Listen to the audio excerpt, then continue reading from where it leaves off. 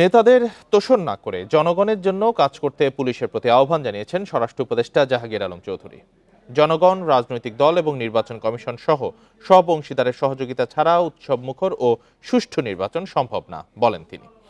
সকালে রাজারবাগে নির্বাচনী প্রশিক্ষণ কর্মসূচির উদ্বোধন অনুষ্ঠানে উপদেষ্টা বলেন, ভোটের আগে লটারির মাধ্যমেই পুলিশে বদলি ও পদায়ন হবে।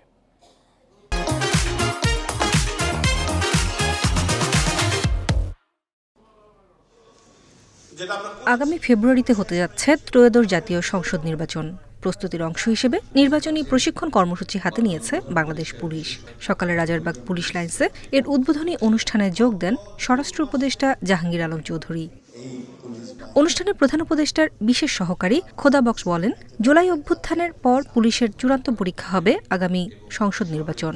আর সব ধরনের চাপের মুখেও পুলিশ সদস্যদের নিরপেক্ষভাবে দায়িত্ব পালনের আহ্বান জানান আইজিপি। সংঘাতের পরিবর্তে সমাধানকে অগ্রাধিকার দেওয়া যায়, কিভাবে মানুষের আস্থা অর্জন ও নিরাপদ পরিবেশ তৈরি করা যায়। নির্বাচন কেবল ভোট গ্রহণের প্রক্রিয়া নয়, এটা জনগণের বিশ্বাসের প্রতিফলন। ক্রাইম কন্ট্রোলের যে জায়গাটা, ক্রাইম শুরু হয় ওখানে, রেকর্ড হয় ওখানে, তদন্ত হয় ওখানে, বিচার শেষ হয় ওখানে।